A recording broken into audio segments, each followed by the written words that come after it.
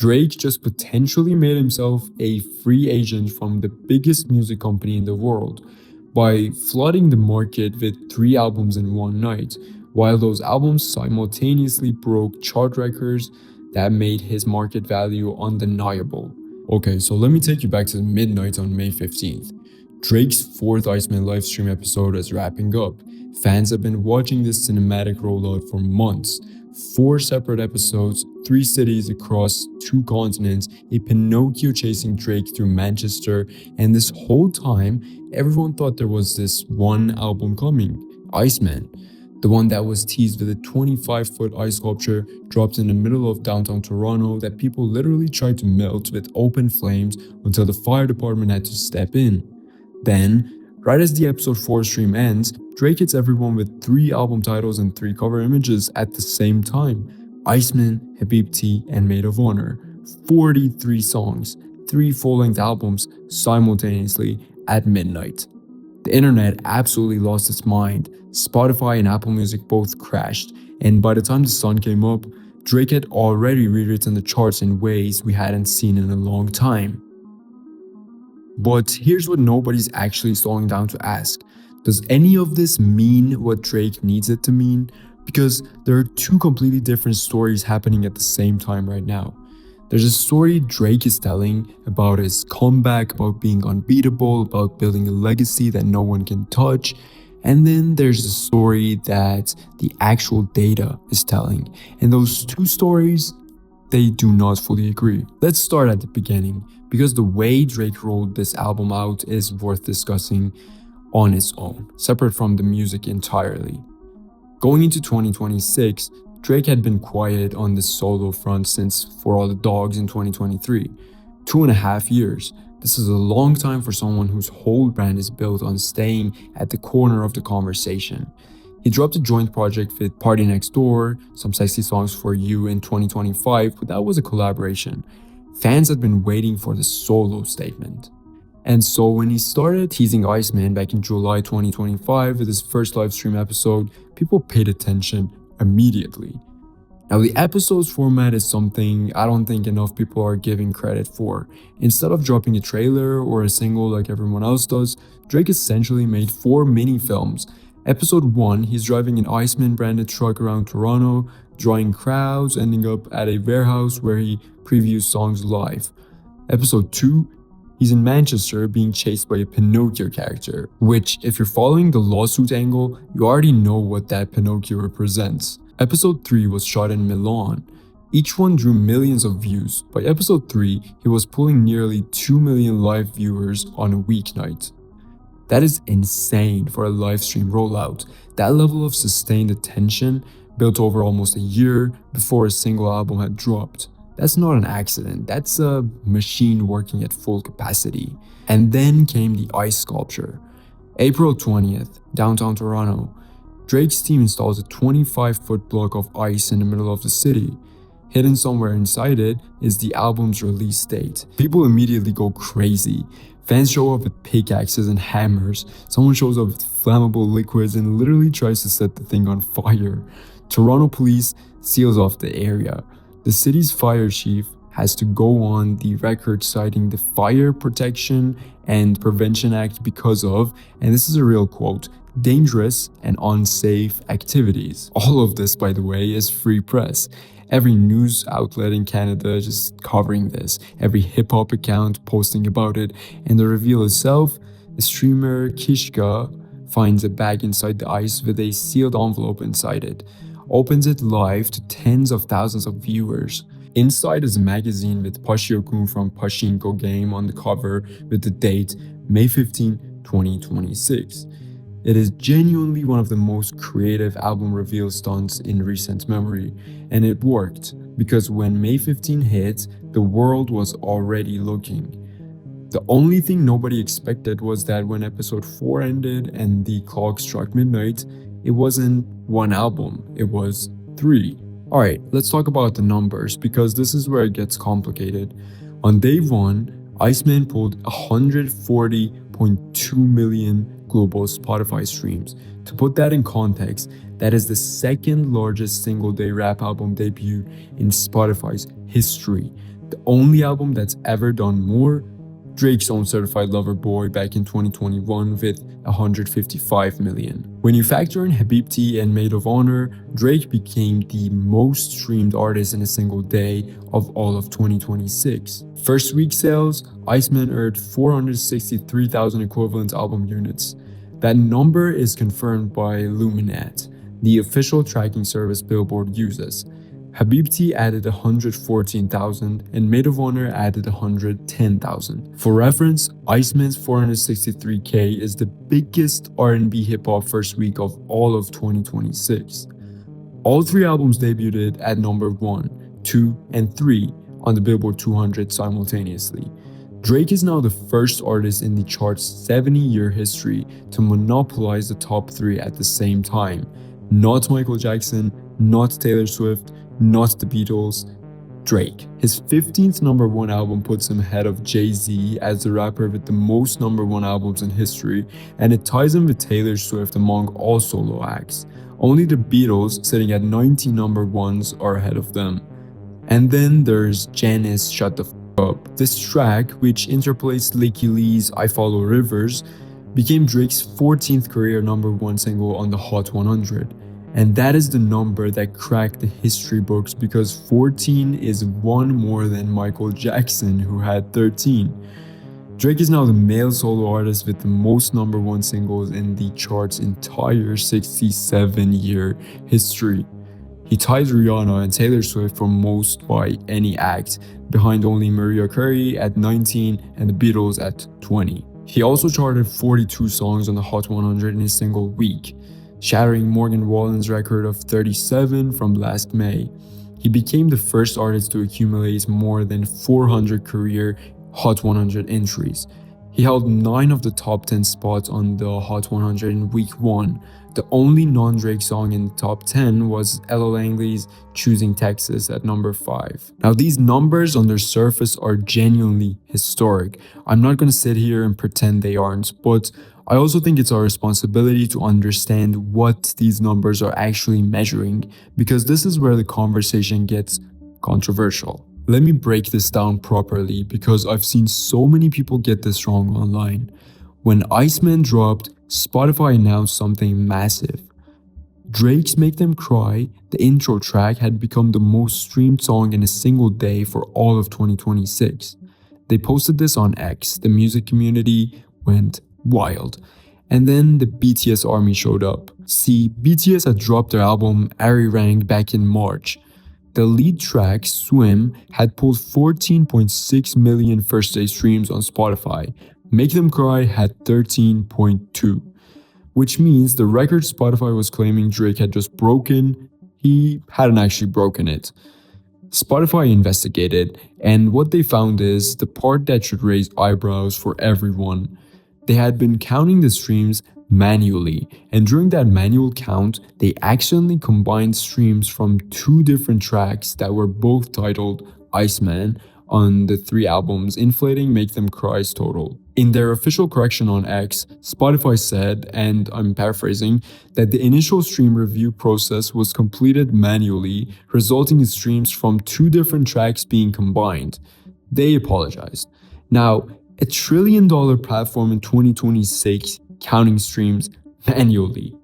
Let that sink in for a second. Drake's team did not manufacture that error, to be clear, but the way it played out, the premature victory lap, the retraction, it fed directly into the narrative that's been following him since 2024. And Spotify's correction, notably, did not name BTS or Swim by name, which is its own kind of shady. Here's what Make Them Cry actually broke.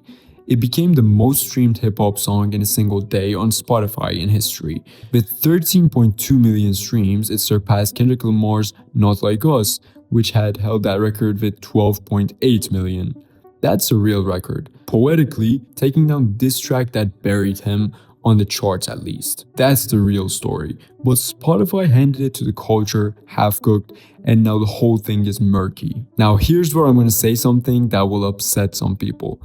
When you look at Drake's older number 1 hits, God's Plan, Nights for What, In My Feelings, One Dance, Every single one of those songs spent multiple weeks at the top 10 of the charts. We're talking 8, 10, 12 weeks. Those were songs people chose to keep listening to after the novelty wore off. Now look at Drake's number one hits from the last 5 years. Almost every single one of them debuted at number one and then dropped off the chart within a week or two. The first week numbers are astronomical. The follow through, much thinner. It's the same pattern showing up with Iceman right now. 9 of the top 10 slots in week 1.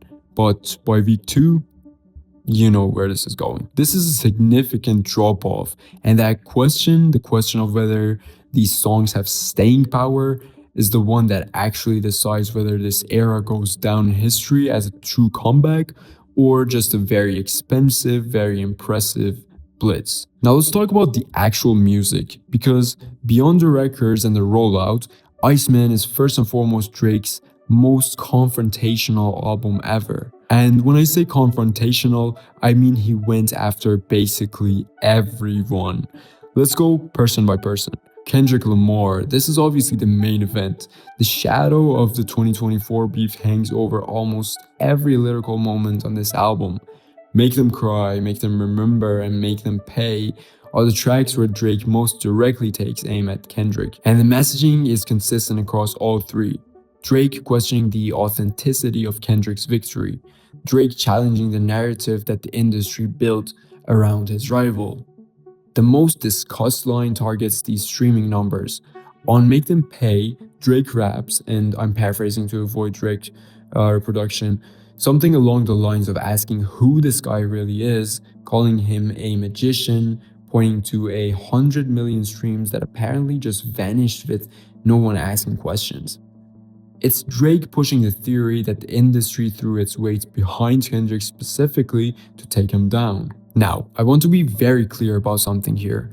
Drake's actual lawsuit, the one he filed against UMG in January 2025, alleging that Spotify and the label artificially inflated streams for Not Like Us using bots.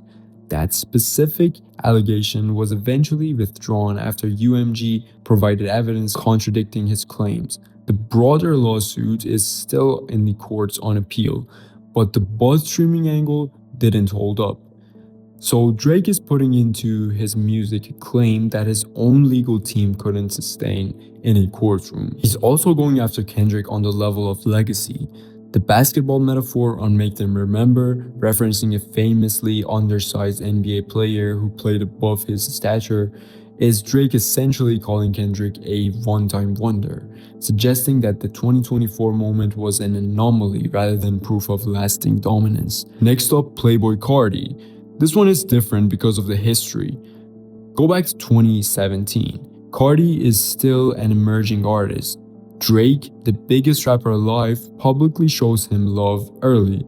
He invites him to OVO Fest in Toronto, which, if you know anything about OVO Fest, is as close to a cosign as Rap World has. He's essentially telling the entire industry, this kid is next. 3 years later, they make it official.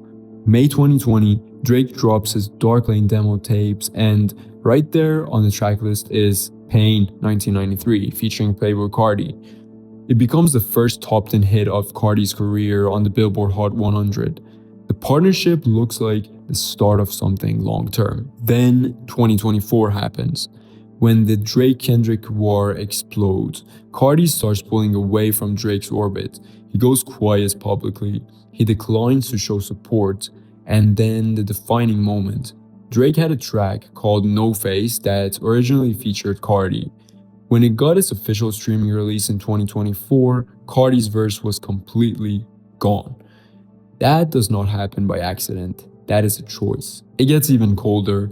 Carti aligned himself closely with Kendrick, to the point where Kendrick appeared on Carti's 2025 album, I Am Music.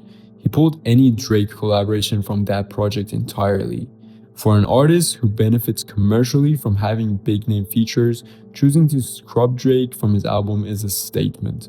He was willing to leave potential streams and chart positions on the table just to put distance between himself and OVO. When episode 1 of Iceman aired last July, fans could hear a snippet of a collaboration that appeared to feature Cardi. By the time Iceman dropped in May, Cardi was nowhere on the final track list. So you understand the context when Drake lands on Whisper My Name and raps, again paraphrasing, addressing Baby Boy directly, referencing that he heard what this person was saying about him to a third party and asking what that person is going to do when they run into the Iceman. The Baby Boy reference is pointed because Cardi's stage name and upcoming album are literally both called Baby Boy. Cardi's response, he posted on his Instagram story a few days after Iceman dropped, promoting a new collab track with a rising Atlanta rapper, and captioned it something along the lines of, "This is all I want to hear, turn that other stuff off." With Drake being the only major artist who had just dropped a massive release, it was not subtle. He was publicly and officially telling people not to listen to Drake. It's an interesting situation because unlike Rick Ross or A$AP Rocky, who have had documented friction with Drake for years, the Cardi situation is about friendship. Drake helped build that platform, and watching Cardi walk away from that and then Drake putting it in the music and Cardi firing back on Instagram without directly naming him, that's a slow burn that the internet hasn't fully processed yet. LeBron James. This one caught people off guard. On Make Them Remember, Drake takes a swipe at LeBron, rapping about a person who always made their career by switching teams. The line is pretty unmistakable when you know the context. LeBron was photographed at Kendrick's Pop Out concert in June 2024, the show in Compton that became a celebration of Kendrick's victory and the beef. Drake saw that, and 2 years later, it's on the album. Rick Ross, Make Them Pay has a line where Drake, paraphrasing, says he was helping Ross with his streaming numbers before Aiden Ross had ever touched a streaming setup. It's a callback to the fact that Drake and Rick Ross were once in the same camp, and it's Drake getting his shots in on someone who has been openly trolling him on social media ever since their relationship soured back in 2024. Next up, J. Cole. This one is more complicated. Drake doesn't go after Cole the way he goes after Kendrick or Ross. Instead, there's something almost sad about it. He raps, paraphrasing, that he loves J. Cole because of their history, but if they're being honest, he can never forgive him. And then he effectively dismantles the idea of a big three existing in rap. Cole has been vocal about having stepped back from the Drake-Kendrick situation, even publicly apologizing for his involvement in a 2024 diss track and walking it back. Drake never fully forgave that. This album makes it official. Lucien Grange and UMG. This might be the most strategically significant part of the album. On Bees on the Table, Drake raps that he's fighting the man, not suing a rapper, and asks why nobody is listening.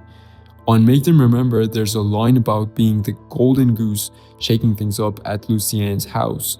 And on Janice Shut the F*** Up, he raps about his label needing to free him. For those unfamiliar, Lucien Grange is the chairman and CEO of Universal Music Group, the label Drake has been signed to for the bulk of his career. Drake sued UMG in January 2025, alleging the label had promoted Not Like Us in a way that spread false and defamatory accusations about him.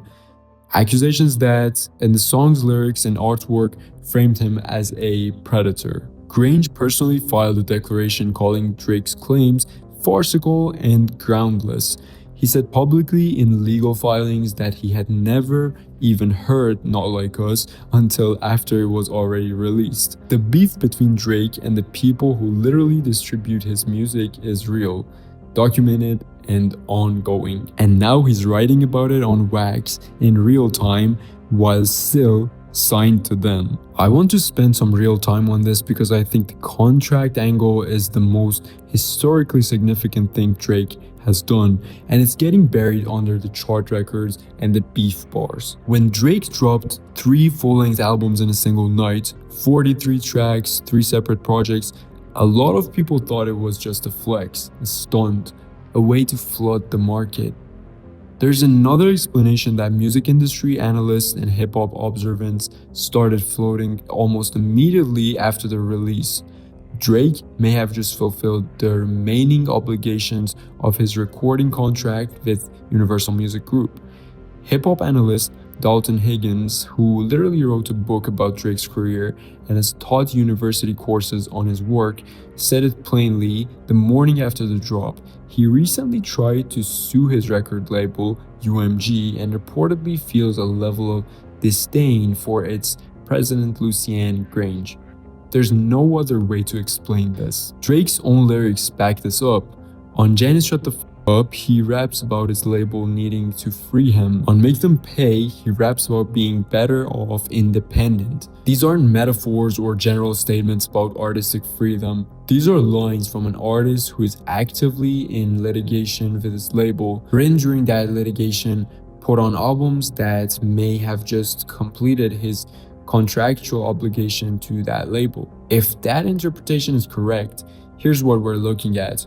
Drake just potentially made himself a free agent from the biggest music company in the world by flooding the market with 3 albums in one night, while those albums simultaneously broke chart records that made his market value undeniable. He's going to be the most sought after free agent in music history. Now, and this is important, no one has confirmed this publicly. UMG hasn't commented, Drake's team hasn't confirmed it, but the industry speculation is widespread enough that it's being covered by outlets from Rolling Stone to Billboard to now Toronto to Showbiz 411. This is not just internet gossip. These are legitimate questions being asked by people inside the music industry. If Drake walks away from UMG and goes independent or signs elsewhere at the kind of number his commercial value would command, that deal could be the most expensive recording contract in history, and the 3-album drop would be the chess move that made it happen. That is a completely different story from Drake broke Michael Jackson's record. That's a story about control, freedom, and the future of how major artists interact with major labels. And it's happening right now. Alright, hot take session. Let's be real about the music itself. Iceman, the main album, is Drake's best work in several years. That is not a controversial opinion anymore. Critics have generally landed there. And listeners who aren't just consuming the first day's novelty seem to agree as well. The production is atmospheric, cold, and deliberate in a way his output hasn't been since the early to mid 2010s. There are moments where Drake is rapping with more precision and edge than he has since. Honestly, nothing was the same. But, and this is a big but, the subject matter is almost entirely locked in one moment in time. A very specific, very 2024 to 2026 moment. The bars about Kendrick, about the lawsuits, about being betrayed by former allies, they hit hard now. Whether they'll mean anything when you put this album on in 2031 is a legitimate question. The best rap albums, the ones that actually get called classics, transcend the moment that produced them. They're about something universal enough that a stranger can pick them up years later and feel something. To Pimp a Butterfly is about America and identity and survival. Take Care is about heartbreak and ambition. What is Iceman really about that someone who doesn't follow rap beef closely is going to connect with in 5 years? There are glimpses of something larger. The opener touches on Drake's fear of aging, his complicated relationship with fame, his sense of isolation at the top. Those are themes with real depth, but the album keeps pulling back toward the beef, toward the names, toward the specific receipts. Now, Habibti and Maid of Honor are a different conversation entirely because those two companion pieces are lighter, more fun, less confrontational, and honestly, they're gonna age better for it. They're Drake in groove mode rather than Drake in war mode. The problem is, you cannot drop 43 songs and have all 43 be essential. You just can't. And when only 6 of those 43 appear to still have chart presence on Apple Music a week after release, and effectively none on Spotify's charts. That says something about how much of this was real cultural impact versus first day curiosity. Right around April 22nd, the internet convinced itself that Kendrick Lamar was going to drop a rival album called Fireman on the same day as Iceman. Fire versus Ice. The post went viral. Fake album covers started circulating. It was beautiful internet friction. It was also completely false. Every major outlet confirmed this within 48 hours. There was no announcement from Peachy Lane, Kendrick's creative company, no pre-save link, no industry sourcing. It started from a single unverified post on X and spread because it was a perfect story.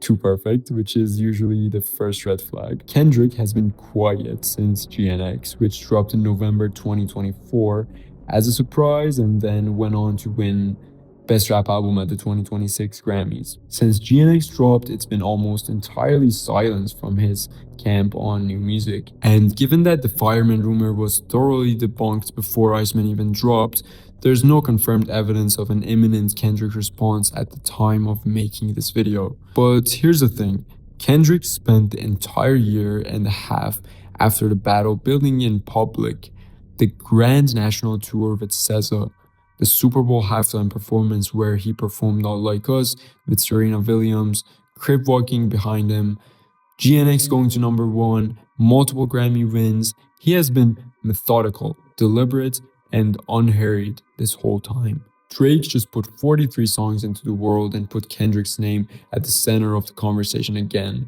Whether or not Kendrick responds directly, and there's a real argument to be made that he doesn't need to, the moment demands some kind of statement. When and how that comes is anyone's guess. But if we've learned anything from watching this unfold, it's that Kendrick does not operate on anyone else's timeline. So after all of that, there's still the big question of, did Drake win? The honest answer is, it depends on what you think winning looks like. If winning means charting records, commercial dominance, and proving you can still move the needle, Drake absolutely delivered. No one expected him to come back from the 2024 beatdown with numbers like this. The fact that he is simultaneously the most decorated act on the Billboard Hot 100 for most #1 singles among male solo artists and the first artist to hold the top 3 spots on the Billboard 200 at once, that is objectively staggering. You cannot take those achievements away. If winning means winning the war that started in 2024, the cultural war, the legacy battle, the question of who actually runs hip hop, that verdict is still genuinely out. Because here's the thing about Kendrick's 2024-2025 run, it wasn't just Not Like Us.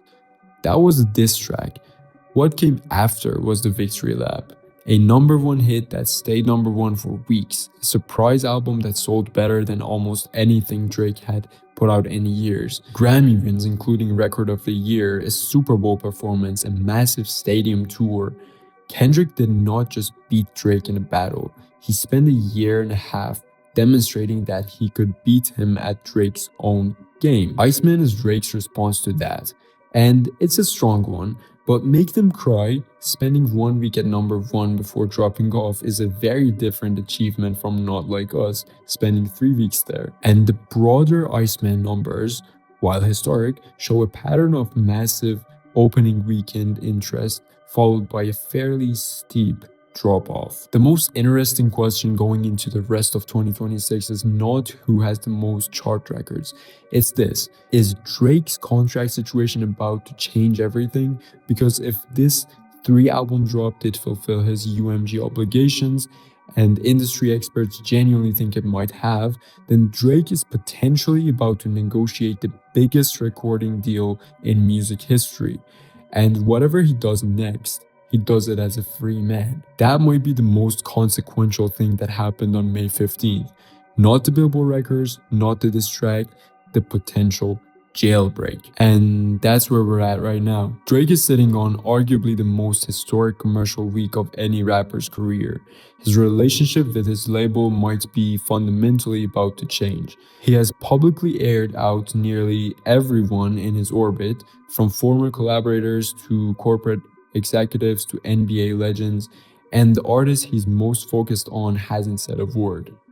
Does Iceman change the way you see Drake's legacy, or does the drop off in week 2 streaming numbers tell a different story? And the Lucian Grange situation, do you think Drake is actually about to go independent? That's the conversation I want to have in the comments. Now, if you found this video interesting, drop a like and also subscribe, because if Kendrick does eventually respond, we're gonna be ready to break it down properly.